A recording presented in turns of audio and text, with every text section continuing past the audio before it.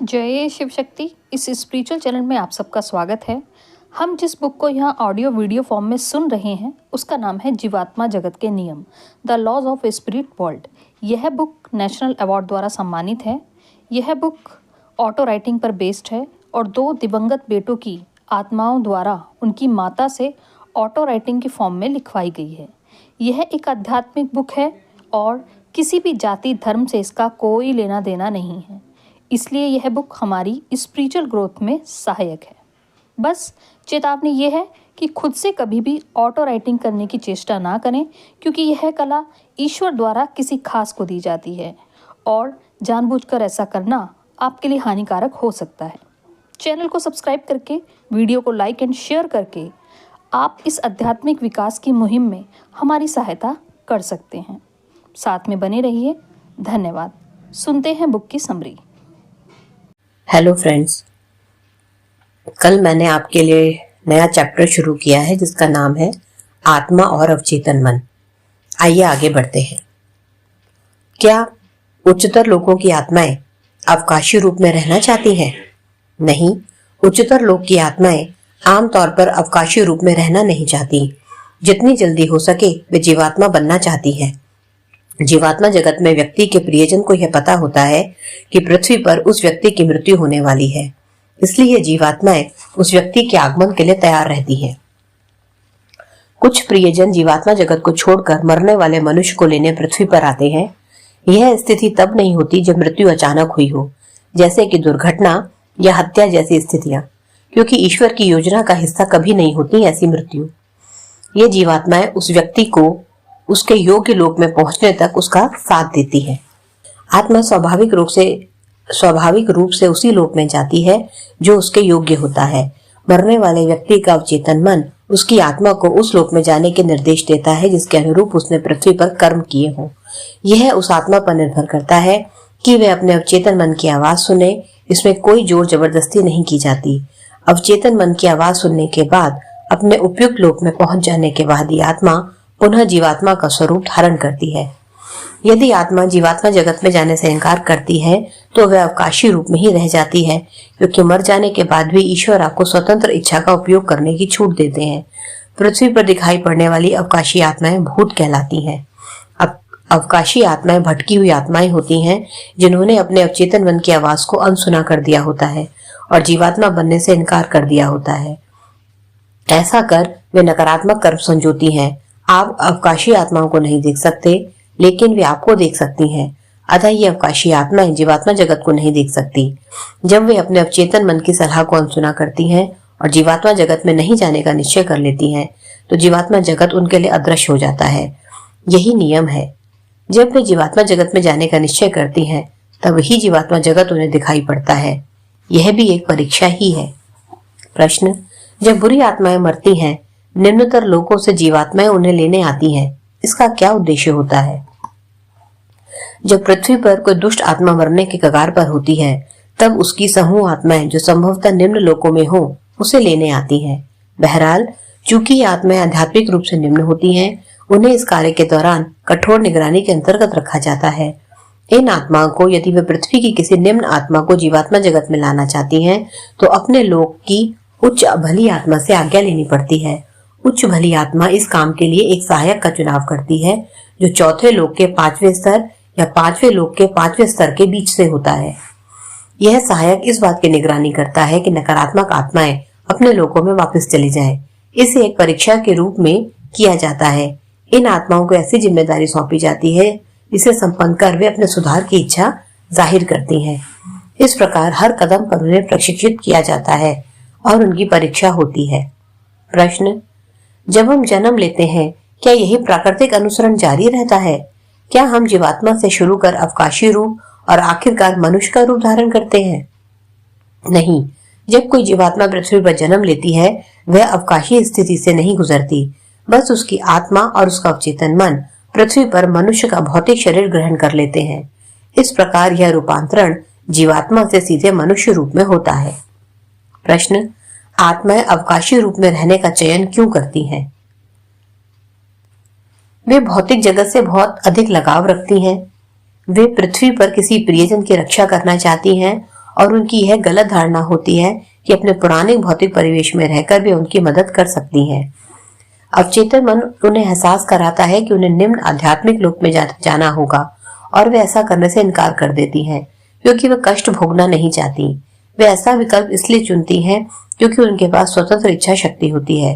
बहरहाल जब कोई आत्मा अवकाशीय रूप में रहने का चयन करती है तब उसका पतन होना जारी रहता है और अपने अवचेतन मन की सलाह अनसुनी करने और आध्यात्मिक नियम तोड़ने के कारण उसके नकारात्मक कर्म संचित होने लगते हैं। वह मनुष्य से अवकाशी और अवकाशी से जीवात्मा तक की प्राकृतिक प्रक्रिया का अनुसरण नहीं करती। यदि वे नकारात्मक आत्माएं हैं तो वे अवकाशीय रूप में रहते हुए पृथ्वी पर लोगों को कष्ट देना चाहेंगी। एक बार फिर अवकाशी आत्मा का आध्यात्मिक रूप से पतन होगा और नकारात्मक कर्म संचित होंगे। पृथ्वी पर उनके कुछ व्यसन होते हैं, जैसे ड्रग्स या शराब, जिनकी अनुभूतियों को वे बार बार महसूस करना चाहती हैं। इसके लिए वे पृथ्वी पर ऐसे व्यसनों के आदि लोगों के साथ स्वयं को जोड़ लेती हैं। प्रश्न: आप अपने भौतिक मन को अपने अवचेतन मन के साथ सहयोग करने के लिए किस प्रकार प्रेरित कर सकते हैं? आपको भौतिक मन की प्रकृति को जानना होगा। जिस तरह आपका अवचेतन मन आपका आध्यात्मिक और सकारात्मक मन होता है, उसी तरह भौतिक मन स्वभाव से पार्थिव और नकारात्मक होता है। यदि नियंत्रित न किया जाए तो ये आपके पतन का कारण बनता है। यह आपको धोखे में रखता है, भ्रम पैदा करता है। उदाहरण के लिए, जब आपसे पाप होता है तब आपका अवचेतन मन आपको चेतावनी देता है कि आपने कुछ गलत किया है। जैसे ही आप उस गलती को सुधारने, सबक सीखने का प्रयास करते हैं, आपका भौतिक मन अपने सबसे बड़े हथियार अहंकार का प्रयोग करता है। अहंकार के कारण आप अपने गलत कामों को भी सही ठहराने लगते हैं। आप खुद को यह कहकर धोखा देने लगते हैं कि भले ही आपने जो किया वह गलत हो, लेकिन ऐसा करना जरूरी था।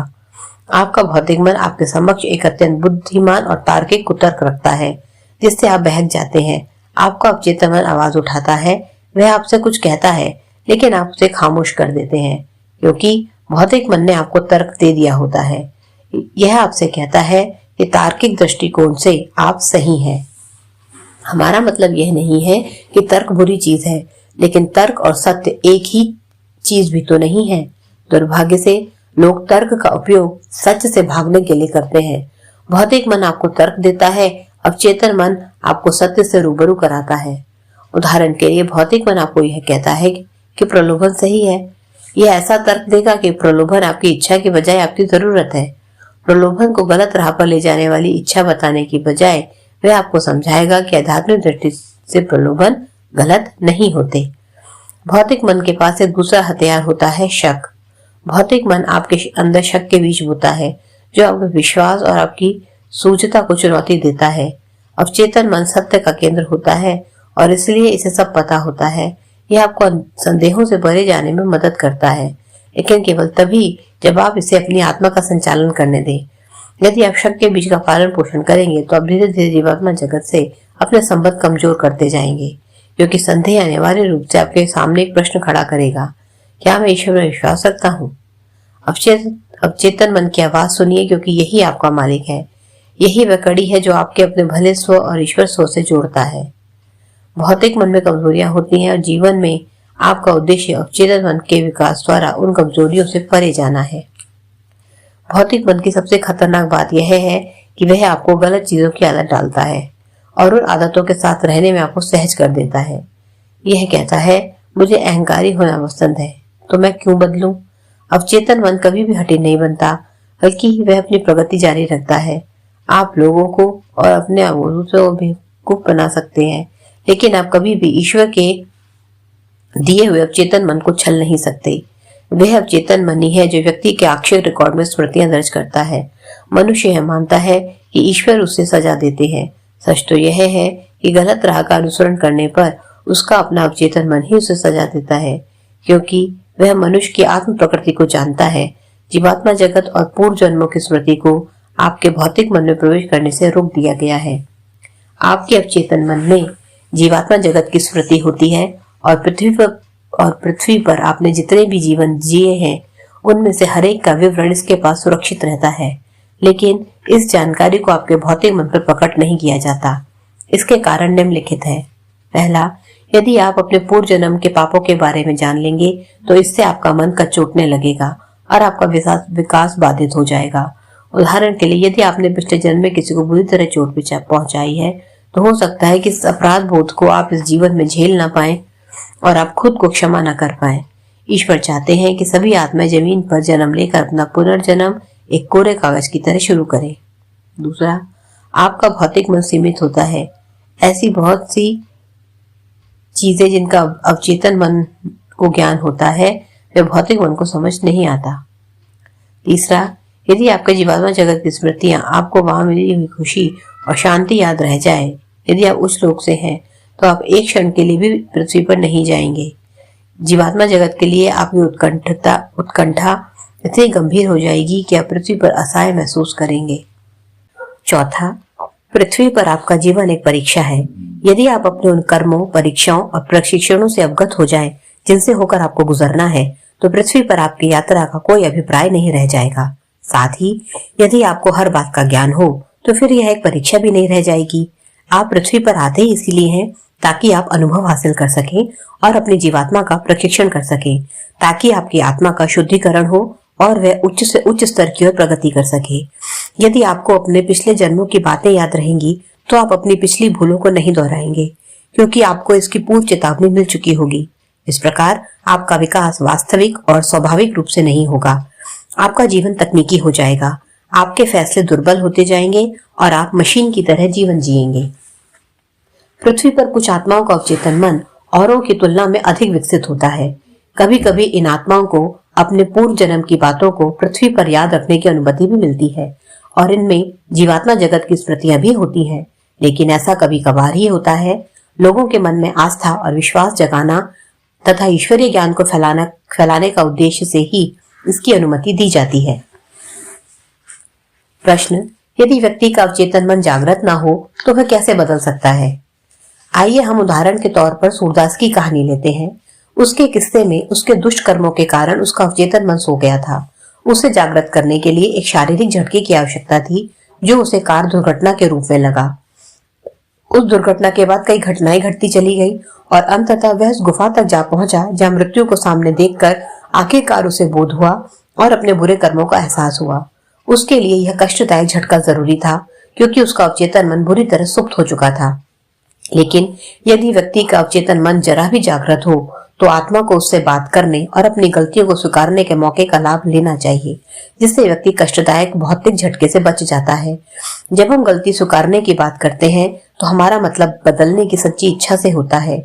केवल जब श्री उच्च भली आत्मा को यह विश्वास हो गया कि सूरदास अपनी अंतरात्मा से बदलना चाहता है और उसका पश्चाताप सच्चा है, तभी सूरदास की मदद की जा सकी। उसने अपनी गलती को स्वीकार किया और बदलने की इच्छा व्यक्त की। उसने जंगली जानवरों से भरे जंगल के बीच एक अंधेरी गुफा में स्वयं को अपने आप को अपनी गलतियों की स्वीकृति दी। वह कोई पूजा स्थल नहीं था और वहां उसकी स्वीकृति को सुनने के लिए उसके अवचेतन मन के अलावा और कोई नहीं था। पृथ्वी पर एक गलत धारणा है कि यदि आप पुरोहित के सामने अपनी भूल स्वीकार करेंगे तो आपको अपने पापों से क्षमा मिल जाएगी। यह बात बिल्कुल गलत है। पुरोहित के पास आपको क्षमा करने की शक्ति नहीं होती। पुरोहित भी आखिरकार आप ही की तरह एक मनुष्य है। यदि पुरोहित के पास आध्यात्मिक ज्ञान है तो निश्चित रूप से वह आपका मार्गदर्शन कर सकता है, लेकिन कृपया करके यह समझ लीजिए कि जब आप गलती स्वीकार कर रहे होते हैं तो इसका मतलब यह है कि आप अपने अवचेतन मन के सामने अपनी गलती को स्वीकार कर रहे हैं और खुद को बदलने के लिए सहायता मांग रहे हैं। पृथ्वी पर लोग पश्चाताप शब्द का बहुत गलत अर्थ निकालते हैं।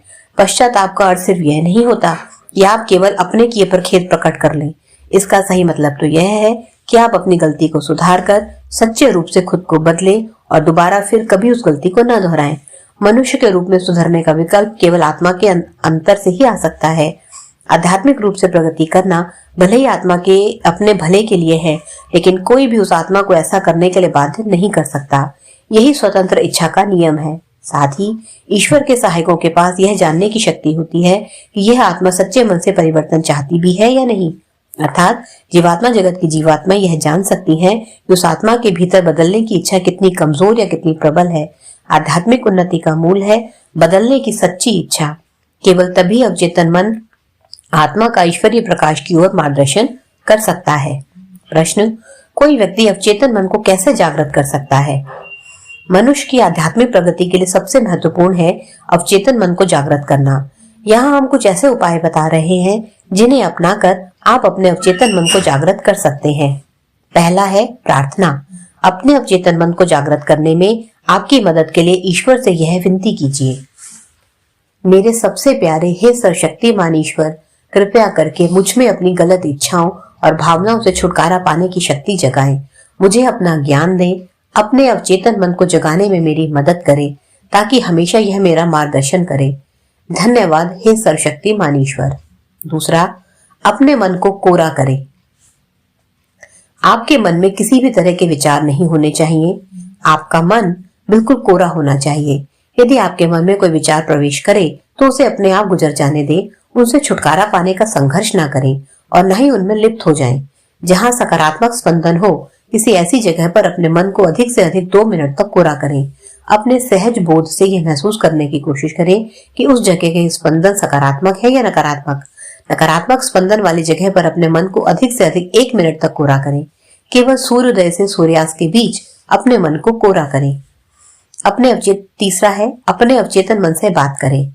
अवचेतन मन से बात कर आप उसके अस्तित्व को स्वीकार करते हैं। उसके बाद अपने आप को पूरी तरह से अवचेतन मन को समर्पित करें, उससे अपना मार्गदर्शन करने की प्रार्थना करें। चौथा, अवचेतन मन की सलाह का पालन करें। अवचेतन मन की सलाह का पालन करने का अर्थ है उसके मार्गदर्शन पर अमल करना। हर बार जब आप अपने अवचेतन मन की सलाह मानते हैं तब आप उसे बल देते हैं। जितनी बार आप उसकी सलाह को नजरअंदाज करते हैं, उसका कहना नहीं मानते, आप उसे उतना ही कमजोर बनाते हैं। पांचवा, अपने भौतिक मन पर नियंत्रण रखिए। उसे कहिए कि आप उसके मालिक हैं, ना कि उसके गुलाम। पृथ्वी पर एक साधारण मनुष्य का भौतिक मन 100% जागृत होता है, जबकि अवचेतन मन केवल 1 से 2%। यदि आप एक बहुत अच्छी आत्मा हैं, तो पृथ्वी पर आपका अवचेतन मन अधिकतम 7 से 9% जागृत होता है। इसलिए यदि आप चाहें तो अवचेतन मन के एक छोटे से अंश के जागृत होने पर भी यह भौतिक मन पर आसानी से विजय प्राप्त कर सकता है। जब एक आत्मा 7वें लोक के 9वें स्तर तक पहुंच जाती है, तब भी उसके अवचेतन मन का केवल 20% हिस्सा ही जागृत होता है। अगले ब्रह्मांड में भी आप अपना विकास जारी रखते हैं और 7वें ब्रह्मांड के अंतिम स्तर पर पहुंचने पर ही आपका अवचेतन मन पूरी तरह यानी 100% जागृत हो जाएगा और तभी आप आखिरकार ईश्वर को जानने में सफल होंगे और उनका सानिध्य पाएंगे। प्रश्न था, कोई व्यक्ति अपने मन को कैसे जागृत कर सकता है? इसके लिए विस्पी और रतु ने कुछ पॉइंट्स दिए जिनके थ्रू हम अपने अवचेतन मन को जागृत कर सकते हैं। उनमें पॉइंट नंबर 2 था, अपने मन को कोरा कैसे करें। तो अब विस्पी और रतु इस पॉइंट को एक्सप्लेन कर रहे हैं कि अपने मन को कोरा कैसे किया जाए। सुनिए, यह अत्यंत महत्वपूर्ण है कि आप केवल सूर्योदय और सूर्यास्त के बीच ही अपने मन को कोरा करें, क्योंकि सूरज डूब जाने के बाद पृथ्वी पर स्पंदन बदल जाते हैं और अधिक नकारात्मक हो जाते हैं। यदि आप इन सरल उपायों का पालन करेंगे तो आप अधिक से अधिक शांति प्राप्त कर पाएंगे। पहला, आप अपने शब्दों में ईश्वर से आपकी रक्षा करने और अपने अवचेतन मन को जागृत करने के लिए सहायता करने की प्रार्थना करें। दूसरा, अपनी पसंद की कोई भी छोटी सी प्रार्थना दिल से कीजिए। तीसरा, अपने मन को कोरा कीजिए। अपने मन को कोरा करने के लिए सबसे श्रेष्ठ दूर की ध्वनियों को सुनना, किसी भी चीज का विश्लेषण न करें। यदि कोई विचार आए तो चिंतित ना हो, वह अपने आप ही चला जाएगा। उससे छुटकारा पाने के लिए जोर न लगाएं, शांत रहें। चौथा, करीब 2 मिनट तक ऐसी जगह पर अपने मन को कोरा करें जहां सकारात्मक स्पंदन हो। नकारात्मक स्पंदन वाली जगहों पर 1 मिनट से अधिक मन को कोरा ना करें। यह आपकी अपनी सुरक्षा के लिए ही है। पांचवा, सर्वशक्तिमान ईश्वर को धन्यवाद दीजिए। एक छोटी और सच्ची प्रार्थना के साथ अंत कीजिए। छठा, मन को कोरा करने के बीच कम से कम 3 घंटे का अंतराल होना चाहिए। सातवां, मन को कोरा करते समय दक्षिण की ओर मुंह कभी ना करें, उत्तर की ओर मुंह करना सबसे अच्छा है।